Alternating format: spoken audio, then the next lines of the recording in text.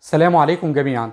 طبعا اكتر لاب اتباع عندنا الفتره اللي فاتت دي الاتش بي الاستديو الجي 5 الاكس 360. وصلت منه دلوقتي كميه لسه واصله من قريب. تمام كده.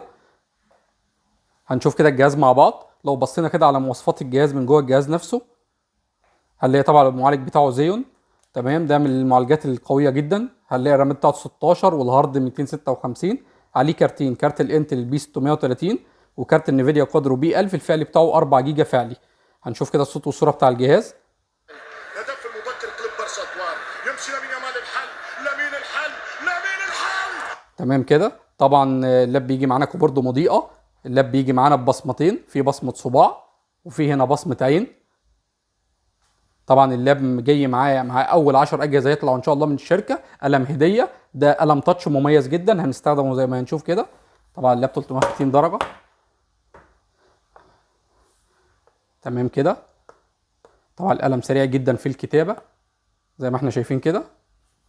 طبعا اللاب بيجي معانا اكس 360 زي ما احنا شايفين. هنشوف كده اللوجو الجديد. اللاب فضي معدن بالكامل. مخارج بتاعته الشاحن 2 تايب سي اتش دي ام اي بتاع مخرج الشاشه. وطبعا عندنا هنا مخارج التهويه والاس دي بتاع كارت الميموري والهيدفون. الجنب التاني هنلاقي طبعا مخارج التهويه والباور واللوك. وطبعا هنا في اس دي برضو، وعندنا 2 يو اس بي 3. طبعا اللاب حاله زيرو فرز اول، بيجي معانا بالشحن الاصلي والبطاريه الاصليه، البدا بتاعت الماوس وماوس هديه وستيكر الحروف العربي. وطبعا قلنا القلم ده هديه مميزه جدا ومحدوده. تنورونا ان شاء الله 40 شارع الدقي، هنسمعكم فيه افضل سعر.